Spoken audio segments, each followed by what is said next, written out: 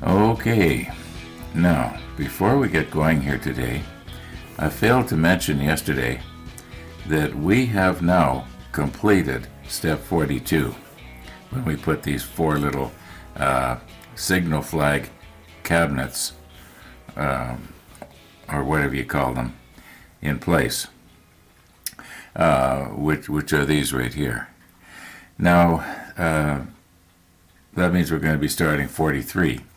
But before I start 43, I was noticing when I was viewing my final edit of yesterday's video that right there on the very corner of the railing, I had missed it.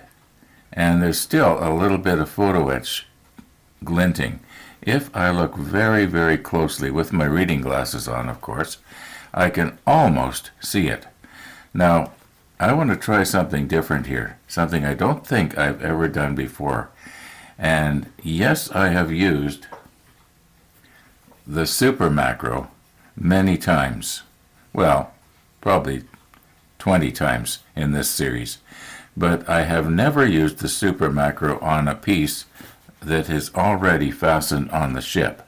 So what I want to see if I can get right in as close as I can get, right on the corner there. Now don't go getting your hopes up and thinking, oh my goodness, now I'm going to see the whole model, 100 times bigger than it normally is. No, you're not. All you're going to get to see is the bare photo etch. Everything before it and after it is going to be blurred out. Just an experiment. This is the kind of fun stuff I like to do. Oh, another thing. When I was looking at this drawing here of 42, and I was just checking to make sure that, there wasn't anything else that I had to put down, I thought, I saw this over here. And I thought, well, that's funny. Where are they? And then I remembered that, it must be about a month or so ago, we made those up. And we decided that we were not going to put them on because they would be too easily broken off. Well, you saw, yesterday or day before yesterday, I broke this off. And if I keep poking at it, I'm going to break it again. Come on, Ron.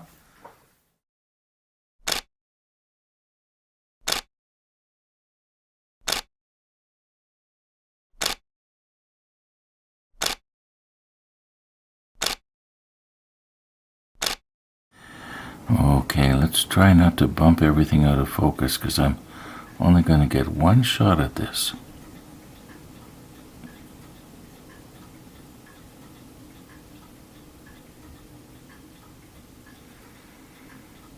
Okay, I think once that dries, it'll probably be, the glint will be gone.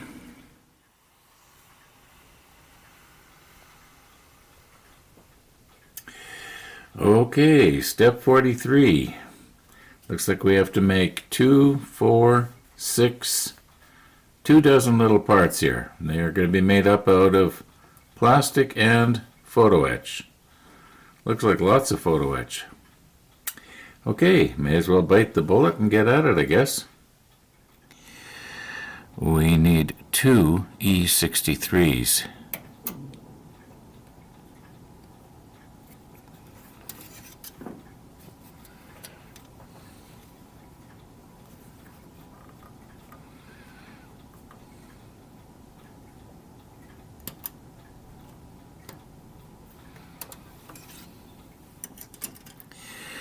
Okay, now 2 E55s.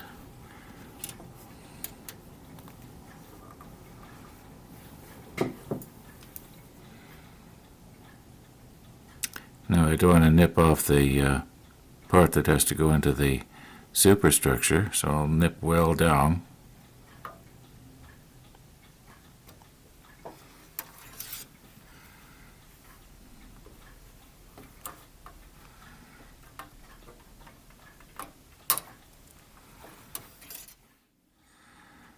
Now we need 2 E66, and they look a lot like the 65 here, but there's obviously a difference.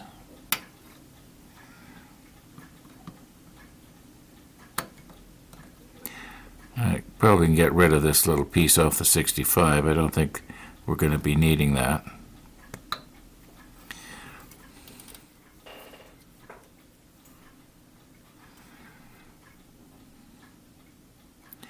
Well, in that case, why don't I just leave it attached to the 66, right?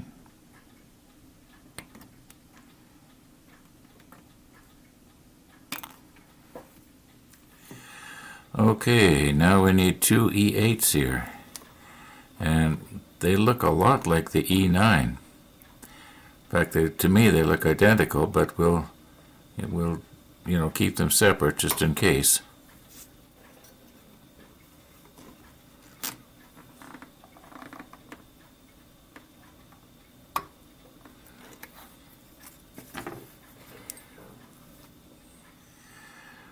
Now, I guess if I'd have looked over to the right a little bit here, I'd have noticed that we need a number 7, E7, which was right beside the 8, so that's all right.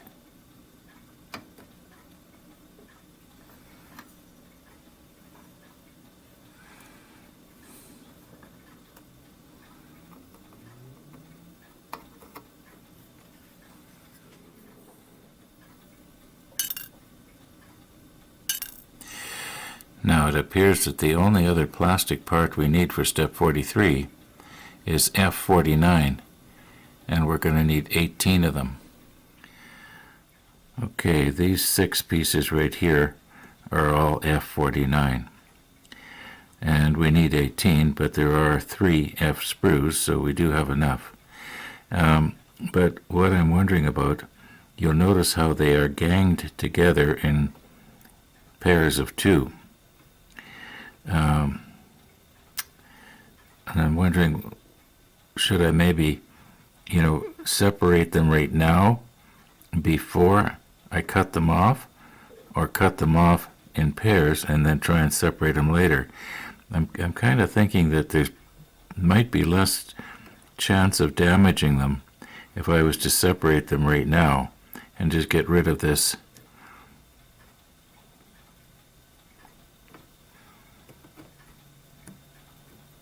I don't think I went deep enough there on that first one. Okay, now, I'll just do the others while I'm at it here.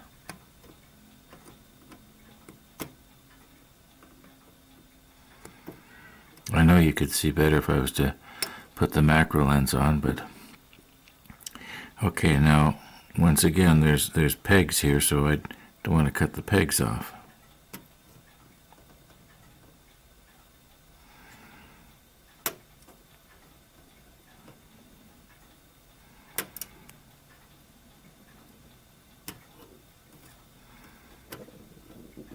Now there is going to be some very delicate trimming to be done on the top where, okay, I believe these are a type of binocular.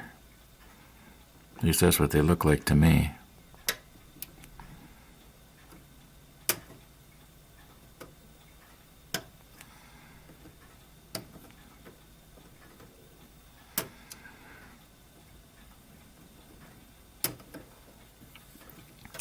Okay, I'm just going to go ahead and do the other 2 sprues the same way. I mean, I realize there's only so much of this that you're going to want to watch, right? Now it looks like to me the only part of these 4 different things that we're going to be making here in 43 that does not require any photo etch is this one right here. This one is all plastic.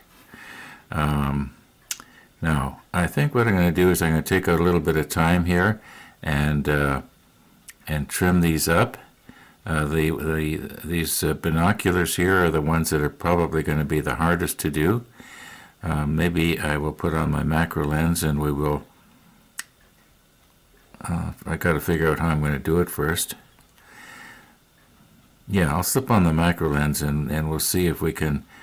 You can see at the top here where there's supposed to be, I guess, the binocular, and then there was this piece of sprue that fastens down into it.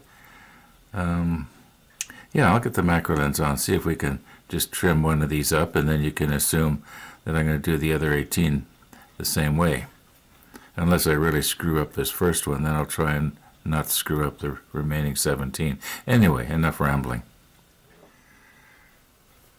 Now, before we slip our macro lens on here, one of the viewers said that when he has finished clearing a section of a sprue, what he will do is he will remove that section, like a section that says absolutely nothing on it.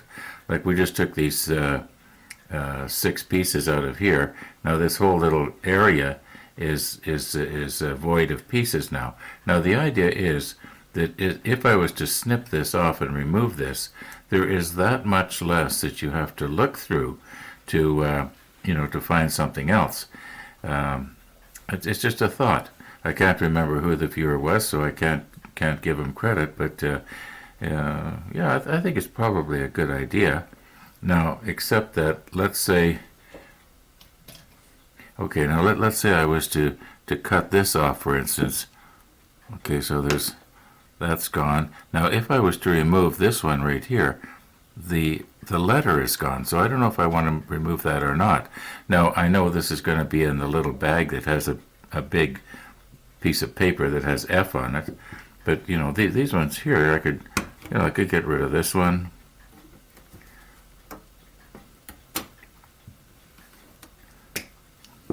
Okay, so now there's just that much less that your eye has to, filter out. Yeah, I'm trying to think about whether it's a good idea and I'm going to start doing it or not. We'll see how it goes. Got a lot of sprues left to go, and we got the Rodney yet. Now, it seems that I am having a real hard time getting my macro lens on, doesn't it? Now, trust me, this is going to be model related, even though all you see is a bunch of pens here. I am a much better woodworker than I am a model maker. And some of you are going to say, well, thank goodness you can do something right. Now, this pen kit, you take all these little pieces, and you can make a pen out of it, different styles, of course. Most of you know how this goes, but some of you might not. Now, like I say, this is model related. Now, these are what you call pen blanks, and this is actual wood. Most of the pens I turned were wood, but some were acrylic, and I even mixed up my own acrylic. For instance, this one here, I mixed this up and I dyed it blue, and it's a combination acrylic and wood. And the reason for that is because this wood is from an old fishing boat that I used to use way back when I was a teenager, and this wood is over 60 years old, and I wanted a combination of the blue and the wood because the boat was called the Blue Goose.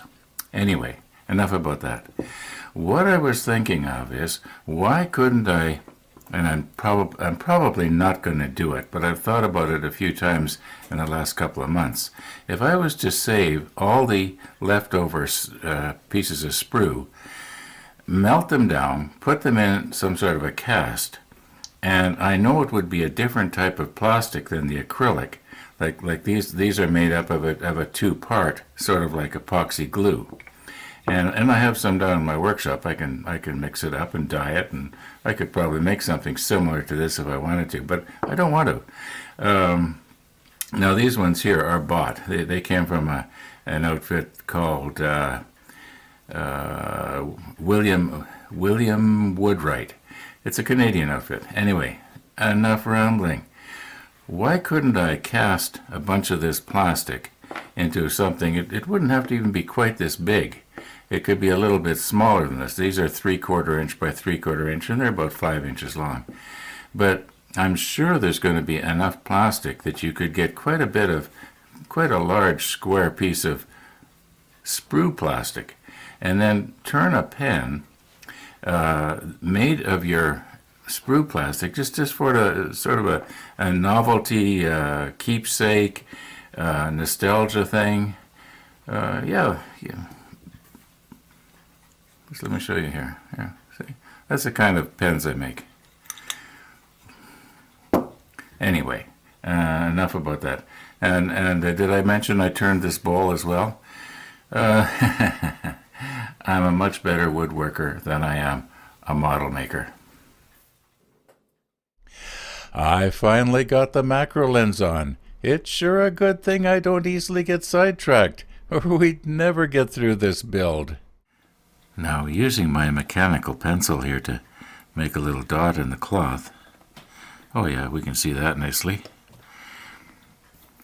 Alright, now if I can manage to keep the whatever it is I'm doing right over this area, I'll know that it's in the field of view and I don't have to keep looking up at the monitor and lose my perspective of what I'm doing. Okay, now I guess we'll just work on one of these. They're both the same. Now, wait till I get Mr. T's poking device here so I can sort of roll this. So I want to show you something. You know, you see this piece right here that I'm sort of almost trying to hold on to. Well, that's supposed to be, we don't want to nip that off. But this one here, we do. Now, so let me clean the debris off of my nippers here. Now, my plan is, if I could just get right down there on the edge like that and see what happens. Okay, now as you can see, there's not a whole lot that I have to file off. In fact, if I was to leave that on there, I would think it would probably look like it was supposed to be part of the binocular. So I'm not going to even try and file this off because I'm risking breaking something. Now this is very, very small. I know it looks big on your screen, but it is very, very small. Now this one here, is the binocular flat on the top, or is it kind of, I think that it's more or less flat. Now we should be able to just get in here like this. See, I've got to turn it so you can see what I'm doing. Okay, like that.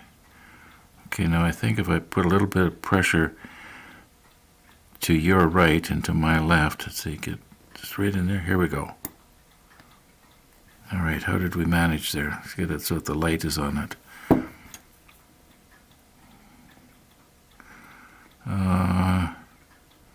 Yeah, it's going to take very little filing. Now, the only other adjustment we have to make is right here on the end where this peg is going to go down into part of probably the deck, because this thing is probably, just let me grab our little friend Popeye here.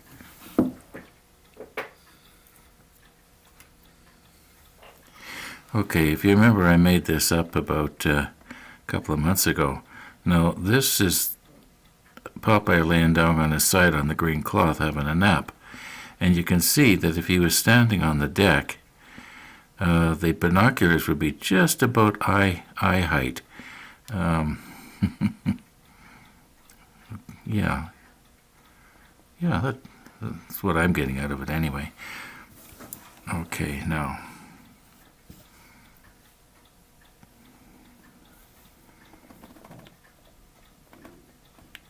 I have a tendency to talk while I'm working, and then I don't do a very good job. Okay, can you see I've got it there like that?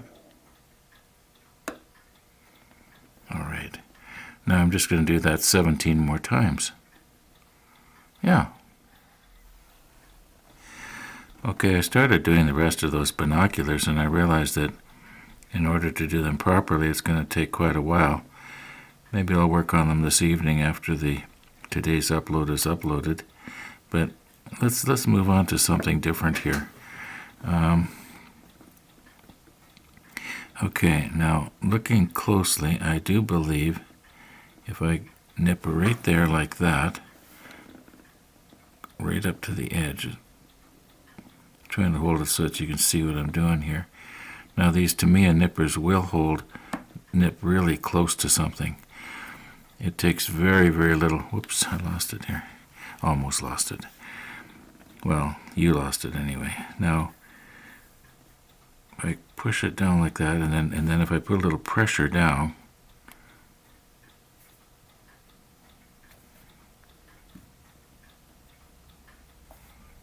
okay, you can see where it's going to take very, very little cleaning up.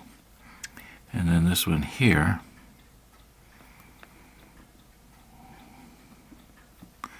okay, go right up tight against the edge.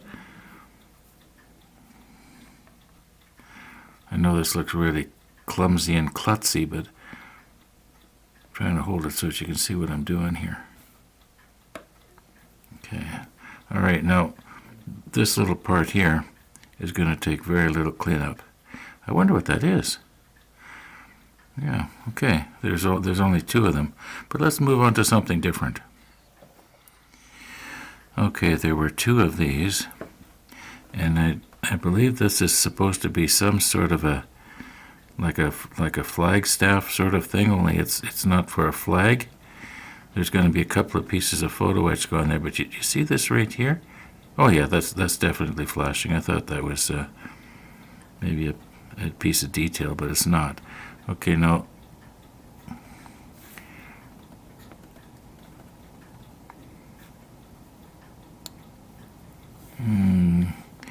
now this one here, you can see that there is a piece protruding out there. I wonder if I can re-nip. Yeah, I did. Okay, maybe we'll see if I do a better job on this one here, so I don't have to do it twice. So I can put some pressure on. Yeah, we did pretty good there. Now this main piece of sprue. Now you'll notice right there, there's a little piece of detail. I don't want to take that off, so maybe I'll try and turn this so we're coming at it a little bit differently here. If I was to, let's see, can you still see it okay? If I push down on the table, now hopefully, yeah, that did really good. I'm probably not even going to try and fix that to make it better, because this thing will be so easily broken. It seems to me that I think the jack stand on the Bismarck I broke by trying to improve on it. And this is about the same degree of delicateness, if delicateness is actually a word. Okay, let's move on to something different here. All right, one of these.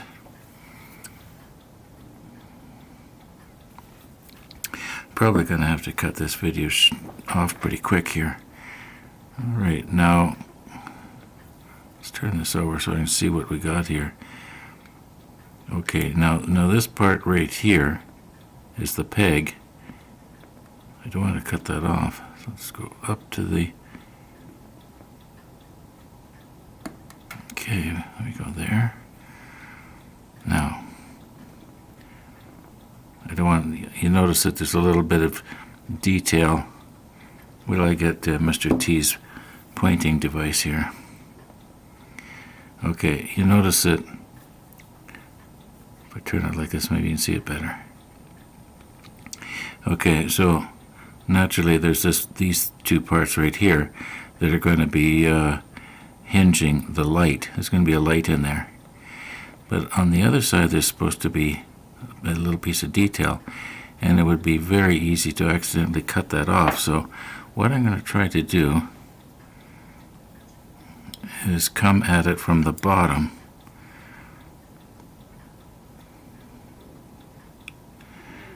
Okay. My grandson likes to watch this. I'm going to have to send my son an email and tell my grandson that there's lots of nipping in this episode. He likes to watch this.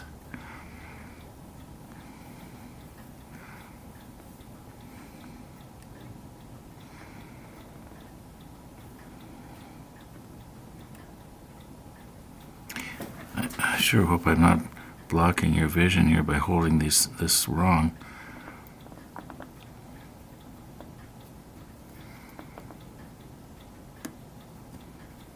Okay, I think we did pretty good there. Yeah. I know there is a little bit of flashing, so I can grab hold of this. You can see there's a little bit of no, that's not flashing, that's a piece of detail. Well, I show you what I'm talking about. This thing right here, I was thinking I should try and nip that off, but that's actually detail, so let's leave well enough alone here. Okay, is there anything else that I can show you?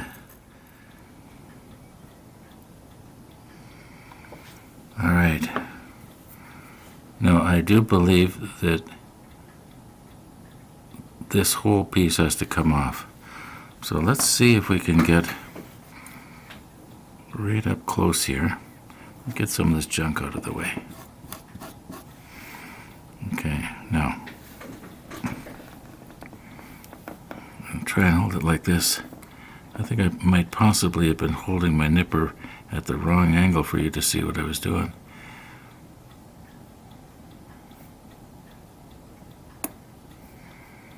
Okay.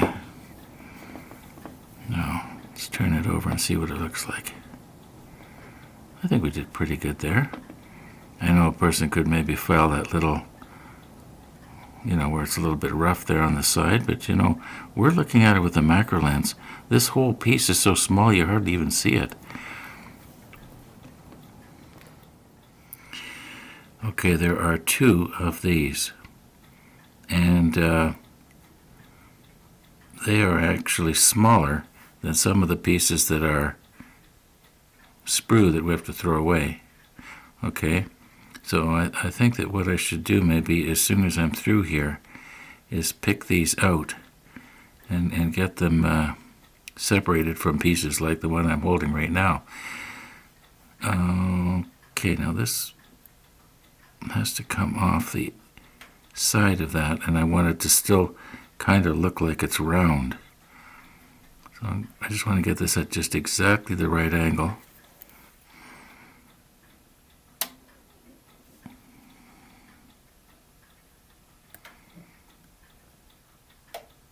Now I don't want to flat side this.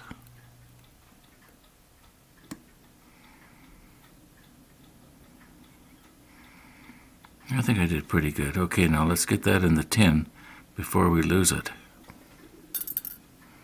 All right, there should be one more of those. Okay, here it is. Get rid of the garbage. Now,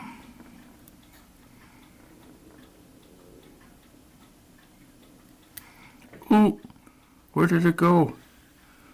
Oh no. Okay, I'm gonna have to push stop for a minute here. Okay, I found it. It actually didn't ping that far off. Maybe only a couple of inches, but it pinged into all the other stuff, and it just sort of blended in. Maybe I should grab this just a little bit differently here if I can. Just like that. Now, get my tweezers back out of the way because these nice nippers aren't going to want to be biting through them. Put a little bit of pressure on the end there.